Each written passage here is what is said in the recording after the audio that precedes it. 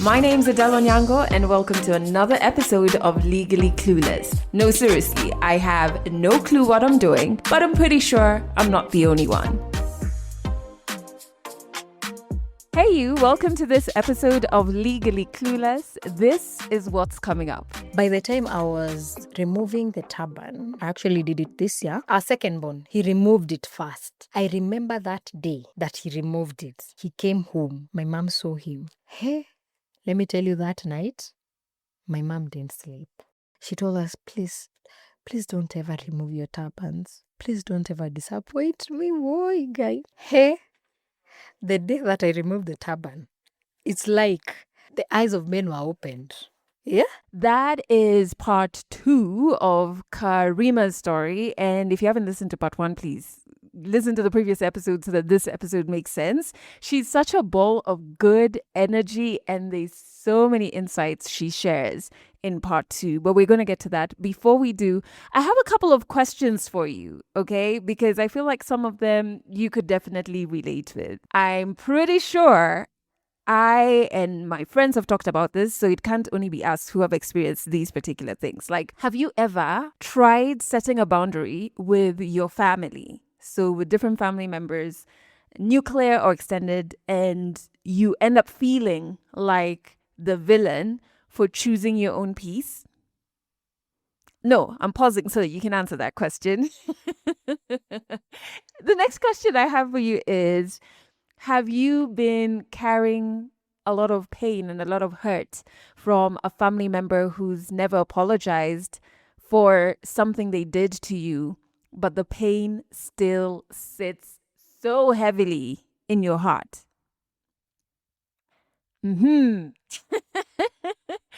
Are you exhausted from caring for everybody else and no one notices that you are running on E? You're on empty. Last question, okay?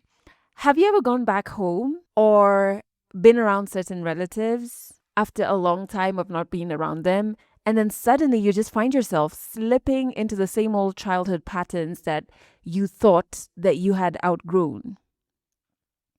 Sorry, are we together? Can you relate? No, but seriously, if any of that feels familiar, please just remember you're not alone. Those questions and the foundations behind them are exactly why our next Legally Clueless Wellness Talk is happening, okay? So we're going to be joined by my therapist, and I share her with you. So she's our therapist, Faith. She's a counseling psychologist, and we're definitely going to have a real, no fluff conversation on setting boundaries with family without guilt eating you alive. Healing when the apology you deserve just never comes. Avoiding burnout while caring for others. Breaking free from harmful childhood patterns that still follow you as an adult. And knowing when it's healthiest to let go or to redefine family relationships altogether. It's happening on the 30th of August from 10 a.m. to 12 noon. It is virtual, which means wherever you are in the world, you can join us. And tickets are only 1,000 bob. Our tickets have just gone live, so you can grab them ASAP because they fly off. And as much as it's virtual, we try and make it still intimate, so they are limited tickets. Grab yours nice and early, only 1,000 bob. A link to grab them is in the show notes. And if you or someone that you know and love have been feeling drained or unseen, or you're stuck in old family cycles, or you know that you have to have healthy boundaries with your family, but you're just like, where the heck do I begin? You begin at this wellness talk. This is your chance to breathe. This is your chance to heal. This is your chance to get the tools to help you heal and to help you choose yourself. So grab your ticket, join the talk. Let's do this together on the 30th of August. Oh, no, because I will be there. Me too. I'm gonna be there. So, and share this, of course. We like making sure this community serves you as wholesomely as possible. All right. As I said, this week we're back with part two of Karima's story. Of course, in part one, she took us through her childhood, growing up in the Akorino church. She shared what it meant to have her identity decided for her before she could speak, how school became a place of ridicule, and just like how she used performance, humor, and creativity to protect herself.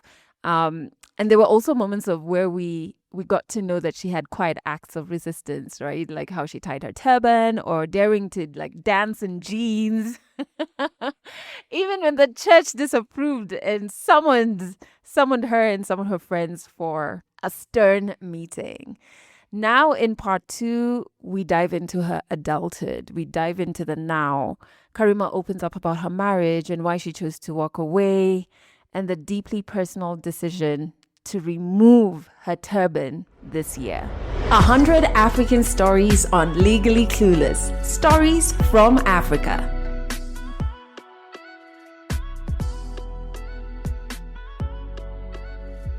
And then I got married. I also got married to an Akorino. But we broke up. 3 years later, we broke up. But we had 2 kids. So I have 2 kids, 2 beautiful girls. So I got married. During that cafes, I have done so many things. I've been on radio. I'm on radio still, an events MC. I do things around art and entertainment. My marriage life was a tough one, but yeah, but I always thank God for every phase, that I've been through. So by the time I was removing the turban, because right now I'm an Akorino, I was not married. I actually did it this year, 2025. That's when I removed my turban. I got to a place where I felt like it's time for me to walk my journey, live my journey. It's not a decision that was made at one night. I remember when I was young, when I was in high school, I had thought of removing it. But I would remember what my mom said. So often I'd remember what my mom said. But now, getting here where I decided that I'm going to remove it, I feel like it was the second decision that I've made in my life that I have thought about myself without thinking about other people. One was walking out of my marriage because my husband didn't leave me. My then husband didn't leave me. I left. And then the second one was now removing the turban. Because all of my life, I am this sort of person who will consider what you feel before I do something. If I'm to make a decision, I'll make it based on someone else. What do you think about it? How do you feel? Do you think it is right? Should I do it? Will it hurt you? Is it going to affect you? All through it, I don't even put myself there. But I got to a place where I thought, I felt like it's time for me to live my life, to live the life that I've been called into, to pursue my purpose, to understand why I'm in this phase and why I'm not in this phase. And when I got to that phase where I'm going now, when I really got to that decision of I'm removing it, I could not even take it anymore. And I would go to town, feel like everyone is looking at me because I'm a Akorino, and it affected me so much. I felt like I can't even continue. I talked to my sister and I told her, mi sioni nikiendelea kabisa. I feel like I'm so tired. I don't want to do this. Like, I don't want to walk this journey anymore. And remember, I had already moved out of the church from 2018. Someone would ask themselves, well, I've spoken about walking out of my marriage. And I know someone would ask themselves, why did you walk out of your marriage and all that? And even if I won't delve deeply into the reason as to why I walked out, it's because you see, there are some decisions that you make in your life that you know very well this is the wrong decision. And when you're entering in it, you know very well you're entering in it when you know that you're not supposed to. And just as I've said, I was the kind of person who would think about this other person. Will I hurt them? If I say no to this guy right now, I'll hurt him. If I don't accept getting married to him, it will break him. It will break. What will we tell his family, his mom, and all that? Like, you see, from the onset of that marriage, it started on the wrong foot, wrong reasons. Why are you entering this marriage? And the reason as to why I'm talking about it is because I want to talk to a girl outside there. I want to talk to a man outside there who's thinking about getting into marriage. When you're getting into marriage, what are the reasons you're getting into it? Is it pressure from home? Is it that you want to make that person happy? Is it that you want to fulfill the society thing that you need to get married? Is it because time is running, I need to settle down? Is it because I just need kids? Anyone, I can marry anyone. What is the reason? Why are you getting married? Is this the person you see yourself with even when you're old? Is this the person you'd want to be with the rest of your life? Remember, marriage is very tricky. Remember, when you make that commitment, even breaking it, it's very hard. It's not a decision that you sleep and wake up and decide, me, I'm getting divorced. It's not something that you beat your chest around telling everybody, oh, me, no, me, I got divorced. You know me, I divorced. It's not a funny thing. When God created marriage, He intended for it to last. He intended for it to be something that will last for the both of you. And the reason as to why I'm sharing it is because of that. When you're getting into it, kindly think about it. Why are you getting married to this person? So for me, when I entered marriage from the onset, I entered it wrongly. You see, it's something that I did, a choice that I made that I was not supposed to make. And the thing is, I had prayed, and everything that God was supposed to show me, He had already showed me. But Mimi, I decided, I think I know better God. Let me just go. We can figure out this. But you see, I ended up being something that I don't call myself, being a single mother, but I don't carry that name really. But yeah, I have my kids. It was not an easy journey. And when you enter in such a place, even for the man himself, if he also entered the same way you entered, you won't be happy. And so there will be issues every now and then. You will fight over very petty things. You will quarrel over very petty things. Some are serious, some are petty, but it will just be chaos. And that is how I ended up now walking out, because I felt like I couldn't do this anymore. For the sake of my kids, they'd rather have a living mom than a dead mom. They'd rather have a mom that is normal than a mom that is not normal. He never bet me. Maybe someone would ask, no, he never. Most times people think when you're getting divorced is because maybe you've been beaten. Ama when you're separating and all that. No, he never. But every nature of, it may not be physical, but there's emotional, wengine it's financial, all those things that bring up stress, you can end up even being depressed, losing your mind and all that. But I thank God I never got to that place.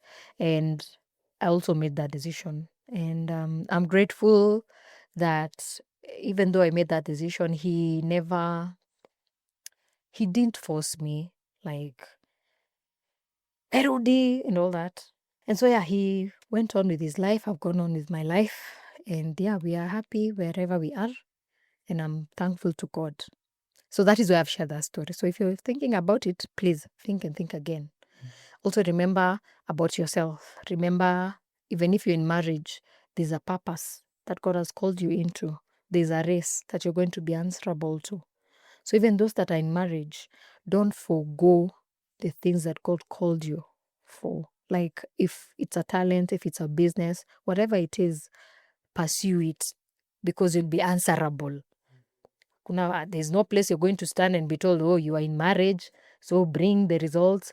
There's that part of having a vision as a family, but there's a part of you your vision. What's your vision? Are you pursuing it? And so, yeah, that is why I've shared that story. Now I decide it's time for me to remove the turban. But I told you I have 5 siblings. India, you remember? You remember my story? Yeah, 5 siblings. I am not the first. Our second born, he's a boy, he's a guy. He removed it first. I remember that day that he removed it. He came home. He was not staying with us. He had already moved out. He came home, and it was during this Christmas festival. He came home. I remember that day, that Christmas, we had said that we are not going to cook home, we're not going to visit anyone, but we will just go somewhere and spend time together. And then by that time, my dad had passed on. My dad passed on in 2012. So for him, he had already passed on. So my brother came. My mom saw him. I remember it was on the 24th of December. Because 25th, we were going where? Out for lunch. Hey, let me tell you, that night, my mom didn't sleep. 25th, in the morning we prepare, we go to her bedroom. She's like, me, I'm not going. Why, mom? You guys just go. She gives us money. And then she says, I'm so broken, my girls. It was so sad.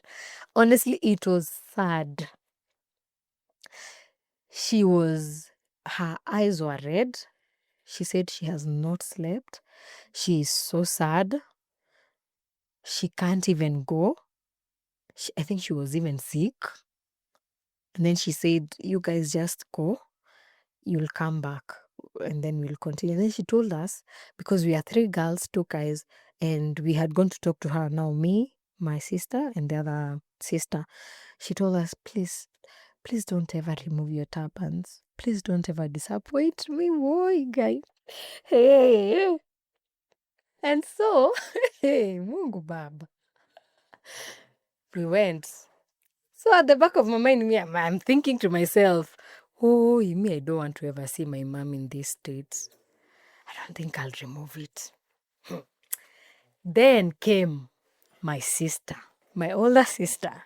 Now this one, she started with tactics. Tying her turban, looking forward, bringing this. You see, when you tie it, what are they called? You see, no, the turban itself, when you tie it, you finish tying it from behind. In Kikuyu, it's called mishore, those 2 kambas. Now, she used to bring them in front. Sometimes on the side. Sometimes she wears a Marvin. It got to a place my mom told me, talk to your sister. Just tell her to remove. You see the way she's tying her vitamba, just tell her to remove it.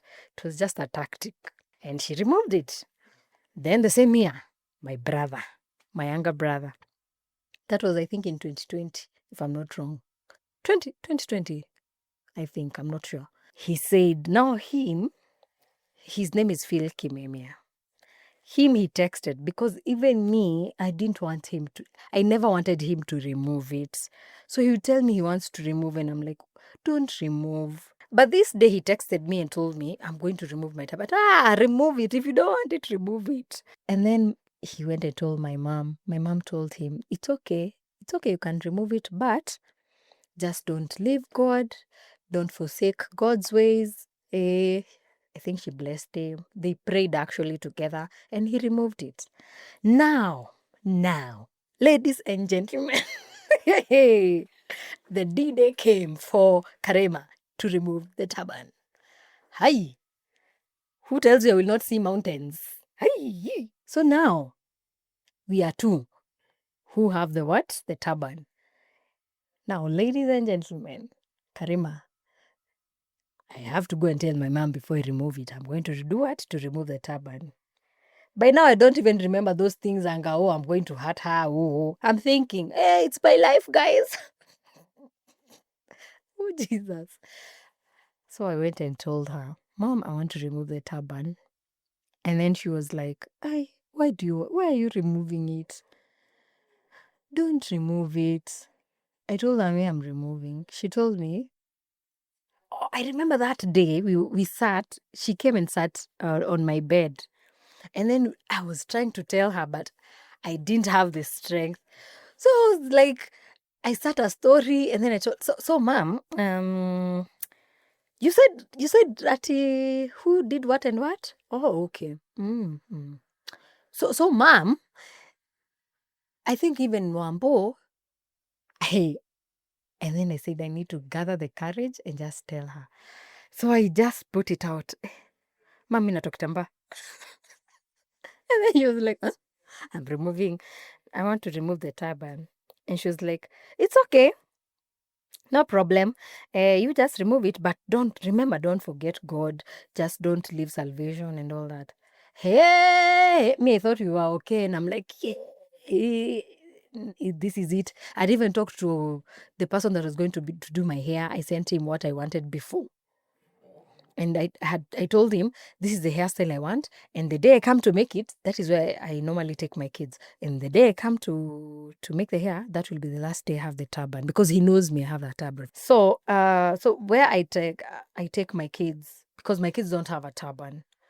That one I had vowed with everything and said I will never put my kids that turban.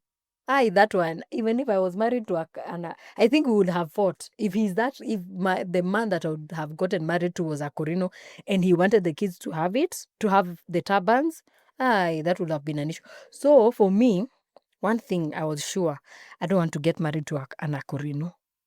2, I don't want to have my kids wearing the turban. If I got an Akorino, maybe I would have accepted.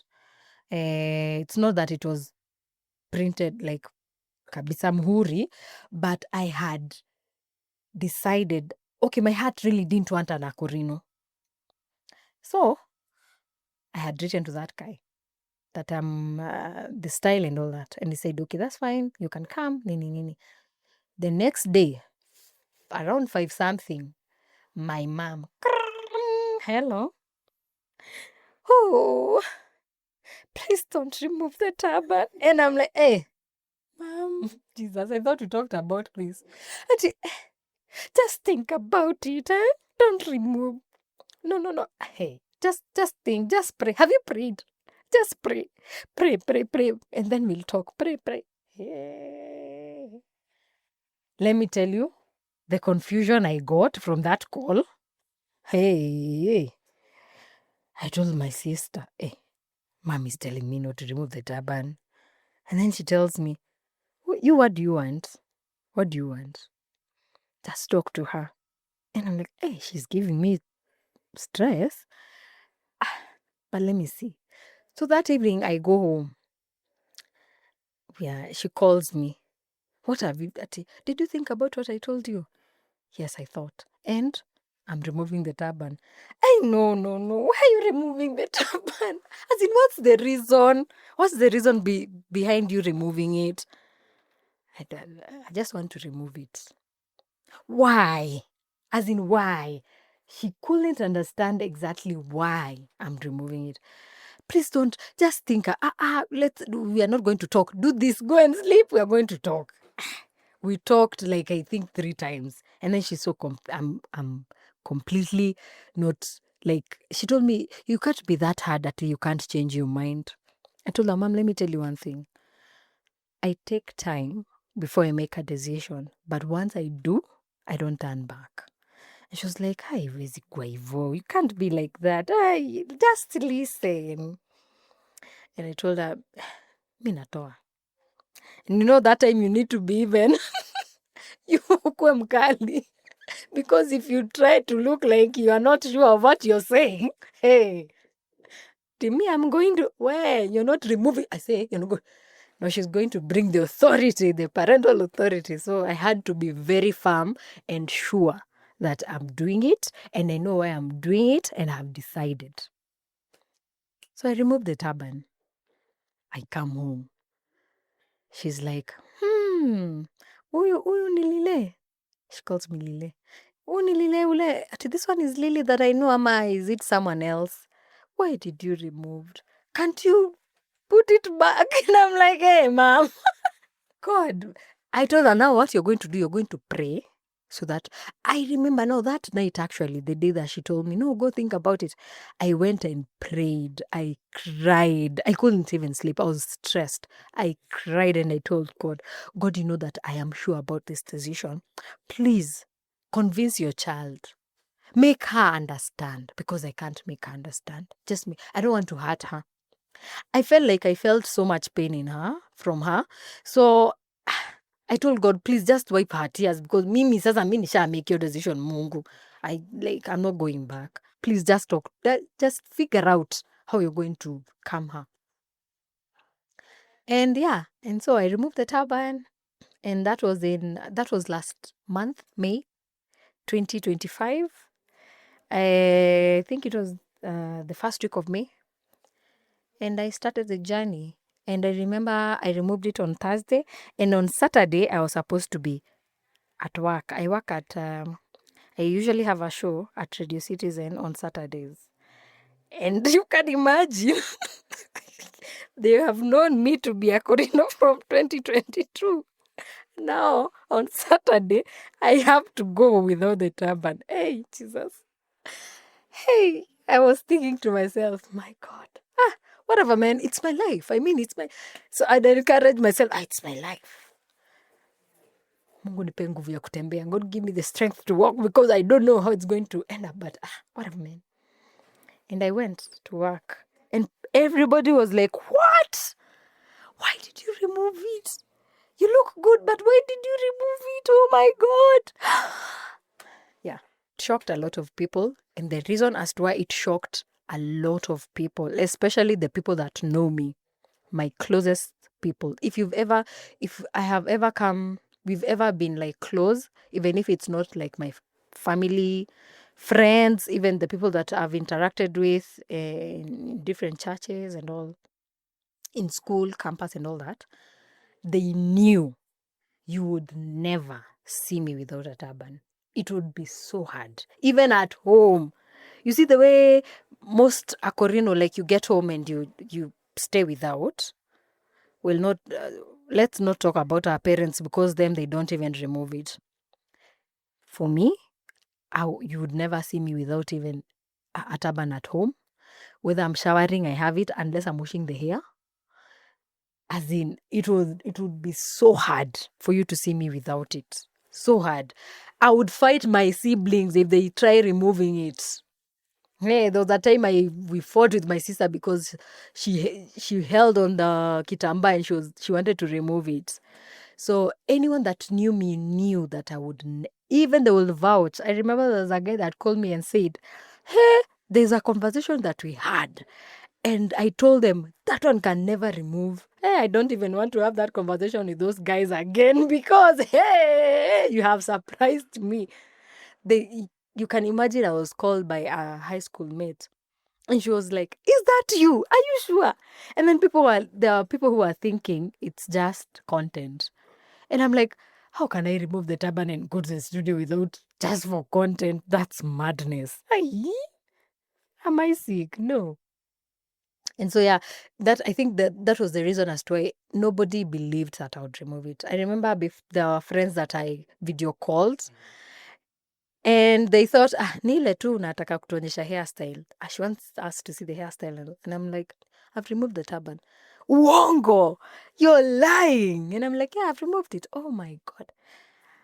And yes, I think for me, removing it and that whole journey of having the turban, it has had its ups and downs, especially because of the career that I'm in and because of the calling that I'm in. You find there were times I'd go for events and someone would be like, huyu ataweza kweli? When they see you, they're like, hi, will this one be able to do it for us? Are you sure?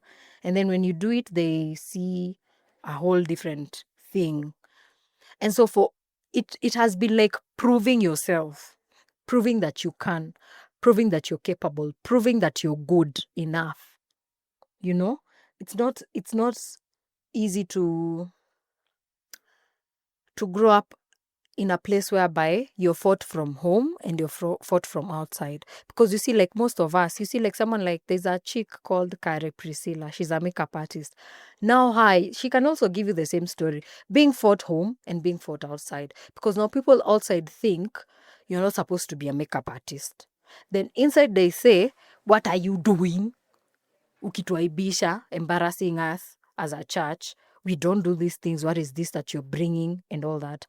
So you have to fight. You have to work hard. You have to push yourself. You have to close your ears so much. And after removing it also, you have to close your ears because, yeah, people will come talking. And I think the reason as to why for me I didn't get a very huge backlash, maybe it's because I'm very confident. And then online, I don't know why I didn't get, maybe it's Jesus. Let me just say it's Jesus, honestly. I didn't get a backlash online. Like people trying to say, I never got it.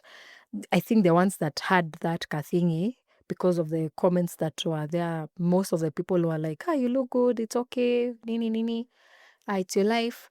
They couldn't get the courage to, throw a word or something. The Akorino church, I had said back there. Right now, I'm going to Ruach assemblies, and I stopped going to an Akorino church in 2018. The moment I got married, that is when I stopped attending the church. So I've had the turban, but I was not attending the church. I've had it from 2018 all through, but I was not attending an Akorino church. It's only that, honestly speaking, I used to love being a Akorino. I never used to find it hard, and I would not even care if you think I'm not doing something right. But the problem is, the thing that you will never change is you'll never change that identity. If people know Akorino are supposed to live like this, you'll never change that. And so you will always live by you don't care, and you try to not see it, but in the real sense, you're seeing it, you're feeling it, and proving yourself different. There's no need. I feel like there's no need of all that, especially because you don't even fellowship there. You fellowship even if I was fellowshipping there and I decided to remove, there are beliefs that I don't agree with. Even right now, there are some beliefs that I don't agree with there. Not all, but some. But one thing I can say for sure, growing up in that church helped the foundation, my foundation in Christ, like knowing God, in terms of just having an encounter, a place where you live, about salvation and all that. But I can say spiritually, it was outside the church. Because especially when we were growing up, the focus was on doctrines. You're not supposed to wear this. You're not supposed to go here. You're not supposed to be seen with this and that. You're not supposed. It was more of doctrine compared to your spiritual life. So for my spiritual journey, I can say I have learnt it outside the Akorino church. But I can never dispute the fact that it has helped me. Actually, as I conclude, I never knew being an Akorino is very useful as a woman. In this perspective, hey, the day that I removed the turban, it's like the eyes of men were opened. Yeah? I never knew it gave me some sort of respect. Yes, I used to get men asking me for favors and all that, normal. But right now, it's worse. Yeah. They will even say, you see, when she had a turban, I could not even greet her.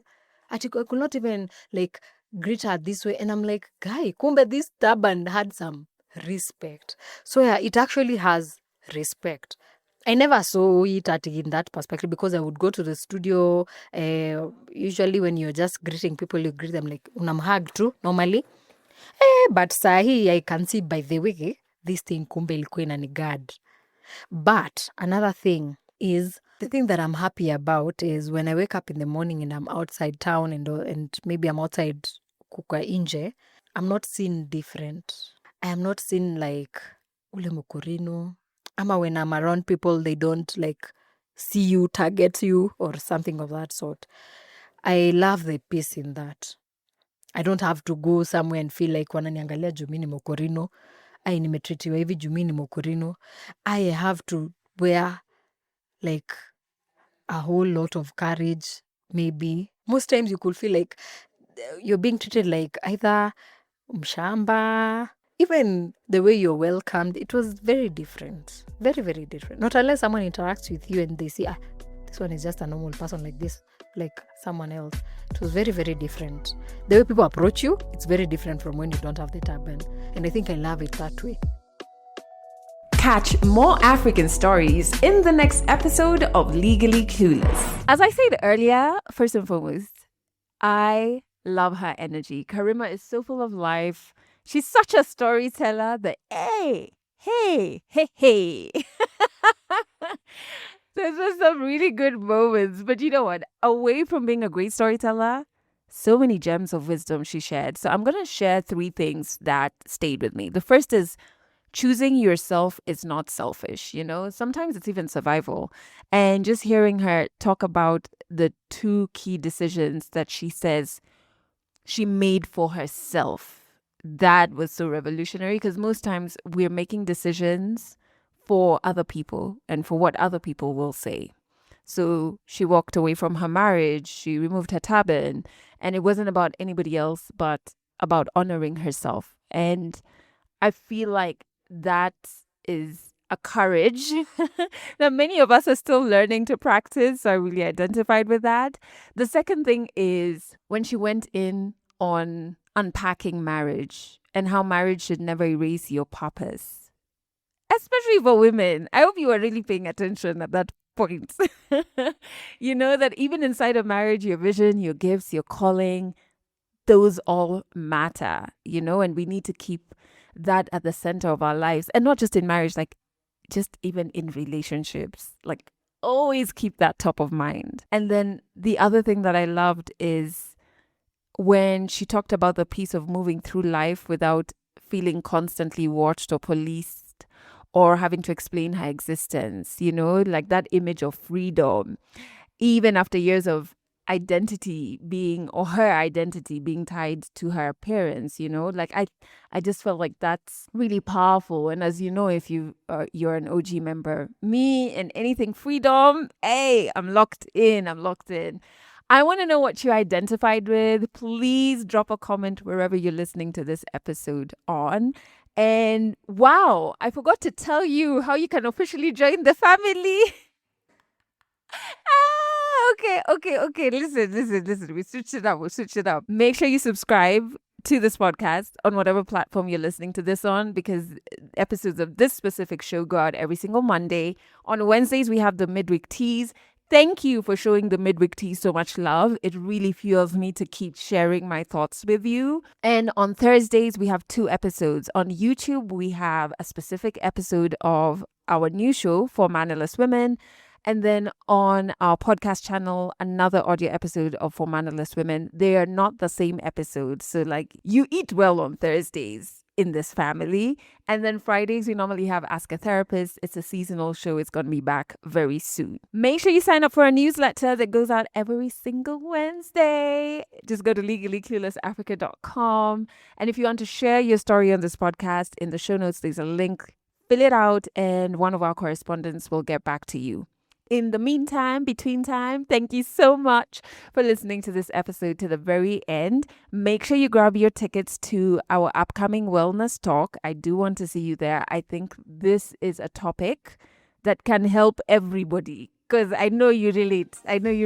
Never forget that I truly appreciate you. I love having you being part of this family. And I know you have every single thing that it takes to heal. That's it for this episode of Legally Clueless. You can share this podcast with your friends. You can keep it for yourself. I'm not judging. Just make sure you're here next week for the next episode.